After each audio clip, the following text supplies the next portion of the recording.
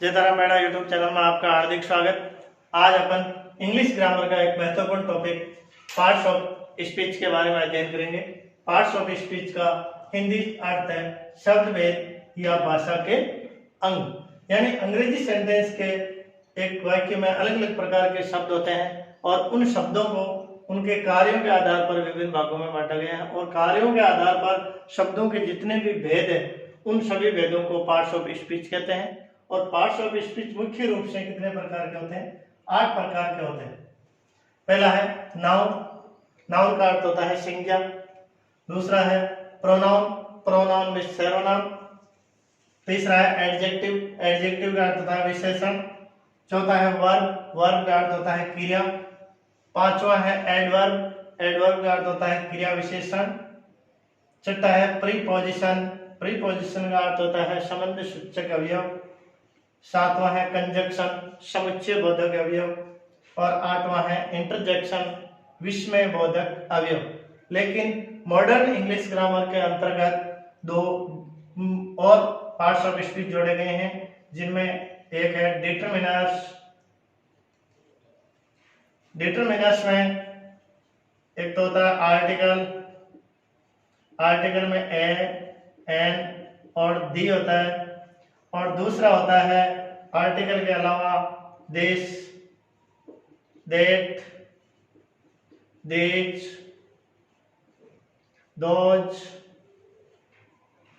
Some, any, few, a few, the few, little, a little, the little, इस प्रकार के अनेक प्रकार के डिटरमिनर्स होते हैं। लेकिन ये डिटरमिनर्स को मॉडर्न इंग्लिश ग्रामर के अंतर्गत जोड़ा गया है, लेकिन अपने मुख्य रूप से पार्ट्स ऑफ स्पीच है वो 8 प्रकार के होते हैं। पार्ट्स ऑफ स्पीच का पहला पार्ट है नाउन, जिसका अर्थ है संज्ञा। अब संज्ञा क्या होती है? किसी व्यक्ति, वस्तु, स्थान के नाम एवं कार्य, गुण, अवस्था को प्रकट करने वाले जितने भी जो शब्द होते हैं उन शब्दों को संज्ञा कहते हैं। किसको कहते हैं? किसी व्यक्ति, वस्तु, स्थान के नाम या कार्य, गुण या अवस्था को प्रकट करने वाले शब्दों को क्या कहते हैं?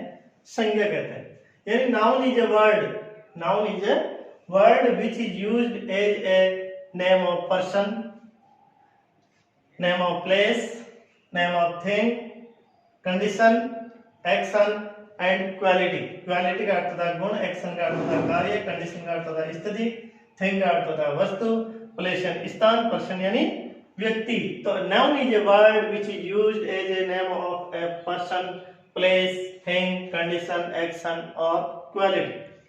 अब अपन देखते हैं पर्सन। पर्सन में व्यक्ति या पर्सन में प्राणी भी हो सकता है, जैसे राम, महेश, गीता या जो भी जानवर है।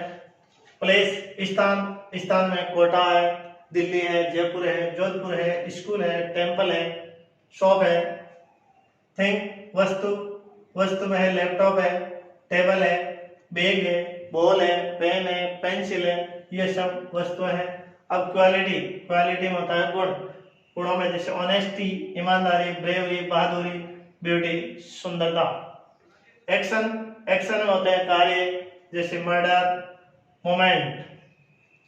कंडीशन, कंडीशन का अर्थ होता है अवस्था, जैसे पॉवर्टी, इलनेस और स्लीप। तो ये तो वे संज्ञा के, संज्ञा की जानकारी। और संज्ञा आपको पता है, संज्ञा 3 प्रकार की होती है, व्यक्तिवाचक, जातिवाचक और भाववाचक। लेकिन संज्ञा को भी काउंटेबल और अनकाउंटेबल बांटा गया है। काउंटेबल संज्ञा 3 प्रकार की होती है और अनकाउंटेबल संज्ञा 2 प्रकार की होती है।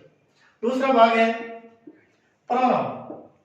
प्रोनाउन का अर्थ होता है सर्वनाम, यानी सर्वनाम वह शब्द है जो संज्ञा के स्थान पर प्रयुक्त होता है।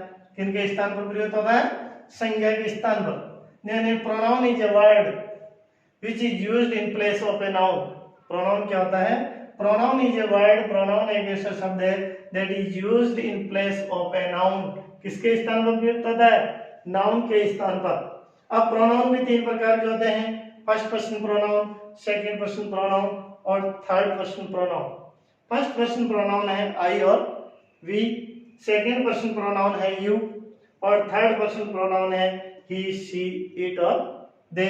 फिर इनकी फर्स्ट फॉर्म, सेकंड फॉर्म और थर्ड फॉर्म भी होती है, जैसे I, my, me, we, our, us, you, your, you, he, his, him, she, her, it, its, it, they, their, them, ये उनकी अलग अलग जो फॉर्म है। अब अपन देखते हैं कि प्रोनाउन पार्ट्स ऑफ स्पीच के रूप में कैसे काम करता है। जैसे सीता इज ए जयपुर, तो इसमें सीता क्या है, नाउन है। फिर यह लिखा हुआ, आगे लिखा हुआ है she is a good girl, तो शी किसके स्थान पर प्रयुक्त हुआ है, सीता के स्थान पर। Sita lives in Jaipur, Sita is a good girl, तो जो शी है वो सीता के स्थान पर प्रयुक्त हुआ है, तो ये शी क्या हो गया, प्रोनाउन। अगला सेंटेंस है these boys are students, they are going to school, तो दीज बॉयज ये नाउन है, और अगले सेंटेंस में दे, तो ये हो गया प्रोनाउन। तीसरा सेंटेंस है राम इज ए टीचर, इसमें राम क्या है, नाउन है। ही टीचर्स इंग्लिश, तो जो ही है वह राम टीचर्स इंग्लिश होता है, तो ही है वो प्रोनाउन है। तो जो संज्ञा के स्थान पर प्रयुक्त होता है वो सर्वनाम होता है। पार्ट्स ऑफ स्पीच का अगला टॉपिक है एडजेक्टिव। एडजेक्टिव का अर्थ होता है विशेषण, यानी वह शब्द जो यह संज्ञा या सर्वनाम की विशेषता बताता है, या संज्ञा या सर्वनाम के बारे में एडिशनल इंफॉर्मेशन उपलब्ध करवाता है, उसे विशेषण कहते हैं। A word which qualifies, a word which qualifies या tells more about noun और pronoun called adjective, यानी वह शब्द जो यह संज्ञा या सर्वनाम की विशेषता बताता है, या संज्ञा या सर्वनाम के बारे में हमें अतिरिक्त जानकारी उपलब्ध करवाता है, उसे अपन एडजेक्टिव कहते हैं। जैसे अपन सेंटेंस देखते हैं कि द हॉर्स इज वाइट, इसमें हॉर्स क्या है, ये नाउन है, और वाइट है इसमें एडजेक्टिव, वाइट है इसमें एडजेक्टिव, यानी इस सेंटेंस में नाउन जो हॉर्स है इसकी विशेषता वाइट के द्वारा बताई गई है, इसलिए वाइट एडजेक्टिव हो गया। शी इज ब्यूटीफुल, तो इसमें सी प्रोनाउन है, सी प्रोनाउन है, और इसमें ब्यूटीफुल है वो एडजेक्टिव है। यानी फर्स्ट सेंटेंस में संज्ञा की विशेषता बताई गई है, और सेकंड सेंटेंस में सर्वनाम की विशेषता बताई गई है, तो इसमें वाइट एडजेक्टिव है और इसमें ब्यूटीफुल एडजेक्टिव है। द जूस इज कोल्ड, यह भी एक नाउन है, और इसमें कोल्ड है वो adjective. The lady is tall, इसमें लेडी है, ये नाउन है, ये टॉल है, ये एडजेक्टिव है। इस प्रकार जो संज्ञा या सर्वनाम की विशेषता बताता है उसे अपन एडजेक्टिव कहते हैं। अगला टॉपिक है वर्ब। वर्ब का अर्थ होता है क्रिया। जैसे अपन साधारण शब्दों में कहते हैं किसी कार्य का करना या होना क्रिया कहलाता है। तो एक शब्द या शब्द समूह, एक शब्द या शब्द समूह जो सब्जेक्ट के कार्य या स्थिति को बताए, किसकी स्थिति को, जो सब्जेक्ट के कार्य या स्थिति को बताए वह क्रिया कहलाती है। यानी ए वर्ब इंडिकेट्स, इंडिकेट्स का अर्थ होता है सूचित करना, द एक्शन और the state of the subject. यानी a verb indicate the action और the state of the subject is called verb. क्या कहलाती है, जो सब्जेक्ट के कार्य या स्थिति के बारे में हमें जानकारी उपलब्ध करवाता है वो क्रिया होती है। जैसे हरी इज राइटिंग, अब क्रिया भी नॉर्मल अर्थ में दो प्रकार की होती है, हेल्पिंग वर्ब और मेन वर्ब। और अपन ने मॉडल के अंतर्गत मैंने क्लियर बताया था कि एक मॉडल एक्सिलरी वर्ब भी होती है, लेकिन मुख्य रूप से हेल्पिंग वर्ब और मेन वर्ब। जैसे Hari is writing, Hari is writing, तो इसमें राइटिंग है वो क्रिया है, तो हरी, हरी का एक्शन क्या है, इसमें एक्शन बताया गया हरी का, क्या हरी लिख रहा है, तो एक्शन बताया गया, तो राइटिंग इसमें मेन वर्ब है, और इज है वो हेल्पिंग वर्ब है, और राइटिंग है वो मेन वर्ब। अगला सेंटेंस है ही इज पुअर, इसमें पुअर कंडीशन बताई गई है, स्थिति बताई गई है, इसलिए इसमें इज है वो है वर्ब। इज यहाँ मेन वर्ब का कार्य करती है, और इस सेंटेंस में इज है वो हेल्पिंग वर्ब का कार्य करती है। अगले सेंटेंस में सीता सिंग्स ए सॉन्ग, यह भी एक एक्शन है, तो इसमें सिंग्स है वो वर्ब है। श्याम रोट ए स्टोरी, इसमें भी एक्शन बताया गया है, इसमें रोट है वो वर्ब है। तो वर्ब में अलग अलग प्रकार की किसी कार्य का जो किया जाता है उसे वर्ब कहते हैं। जैसे इसमें राइटिंग है, इसमें इज है, इसमें रोट है, और इसमें सिंग्स है। इसी प्रकार आर है, एम है, वो भी मेन वर्ब का कार्य करते हैं, और मेन वर्ब के साथ अगर आते हैं तो वो हेल्पिंग वर्ब का कार्य करते हैं। अगला टॉपिक है एडवर्ब। एडवर्ब का अर्थ होता है क्रिया विशेषण, यानी क्रिया विशेषण वह शब्द है जो किसी क्रिया, वर्ब, विशेषण, एडजेक्टिव या किसी अन्य क्रिया विशेषण की विशेषता बताते हैं। किस किस की? यानी वह शब्द जो क्रिया की, विशेषण की और किसी अन्य क्रिया विशेषण की जो विशेषता बताता है या हमें एडिशनल इंफॉर्मेशन, अतिरिक्त जानकारी देता है, उसे अपन क्रिया विशेषण कहते हैं। यानी a word which modifies a verb, an adjective or another adverb is called adverbs। जैसे अपन अब सेंटेंस देखते हैं, Sita is very beautiful, Sita is very beautiful. अब इसमें देखो वेरी और ब्यूटीफुल, इसमें ब्यूटीफुल है वो एडजेक्टिव है, ब्यूटीफुल क्या है? एडजेक्टिव है। और एडजेक्टिव की विशेषता कौन बताता है? वेरी, तो यह हो गया एडवर्ब। एडजेक्टिव की जो विशेषता बताता है वो एडवर्ब होता है, तो यह ब्यूटीफुल एडजेक्टिव है, और ब्यूटीफुल की विशेषता बताता है वेरी, तो यह वेरी हो गया adverb. He runs fast, he runs fast, इसमें ही है, ये वर्ब है, ये क्या है? वर्ब है, और वर्ब की विशेषता बताता है फास्ट, तो ये हो गया एडवर्ब। तो फास्ट एडवर्ब है और रन्स वर्ब है। अगला सेंटेंस अपन देखते हैं, Mohan runs very fast, Mohan runs very fast. तो अब इसमें वेरी क्या है और फास्ट क्या है? फास्ट एक एडजेक्टिव है, सॉरी एडवर्ब है, फास्ट एडवर्ब है, और वेरी ये भी एडवर्ब है। तो जो एडजेक्टिव की विशेषता बताता है वो भी एडवर्ब होता है, जो एडवर्ब की विशेषता बताता है वो भी एडवर्ब होता है, और जो एडवर्ब की विशेषता बताता है वो भी एडवर्ब। यानी जो क्रिया की विशेषता बताने वाला, विशेषण की विशेषता बताने वाला और क्रिया विशेषण की विशेषता बताने वाला भी एडवर्ब होता है। जैसे अपन ने पहले में सीखा, एडजेक्टिव है, एडवर्ब हो गया। रन्स फास्ट है, इसमें क्रिया की विशेषता बताई है, फास्ट ने, इसलिए फास्ट एडवर्ब है। और इसमें एडवर्ब की विशेषता वेरी ने बताई है, इसलिए यह वेरी एडवर्ब है, और फास्ट भी एडवर्ब है। प्रीपोजिशन, संबंध सूचक अवयव। संबंध सूचक अवयव वह शब्द है जो किसी संज्ञा या सर्वनाम के साथ प्रयुक्त होकर उसका संबंध किसी अन्य संज्ञा या सर्वनाम के साथ दर्शाता है। यानी दो संज्ञा या एक संज्ञा, एक सर्वनाम, या दो संज्ञाएं या दो सर्वनाम को आपसी जो संबंध, जो रिलेशन व्यक्त करता है, उन्हें प्रीपोजिशन या संबंध सूचक अवयव कहते हैं। यानी preposition is a word used with a noun और ए प्रोनाउन। किसके साथ प्रयुक्त होता है? नाउन और a pronoun, to show its relation, संबंध प्रदर्शित करता है विद अनदर नाउन और प्रोनाउन के साथ। जैसे अपन एक सेंटेंस देखते हैं, the book is on the table, book is on the table. इसमें बुक भी नाउन है और टेबल भी नाउन है, और इन दोनों के बीच में जो संबंध स्थापित करता है वो है ऑन। तो ऑन इसमें क्या है? प्रीपोजिशन। तो बिना प्रीपोजिशन के बुक और नाउन, बुक और टेबल अपने आप में नाउन है। The cat jumped into the river, तो केट नाउन है, रिवर नाउन है, तो इन दोनों के बीच में जो संबंध स्थापन का काम करता है वो इनटू है, वो इनटू प्रीपोजिशन है।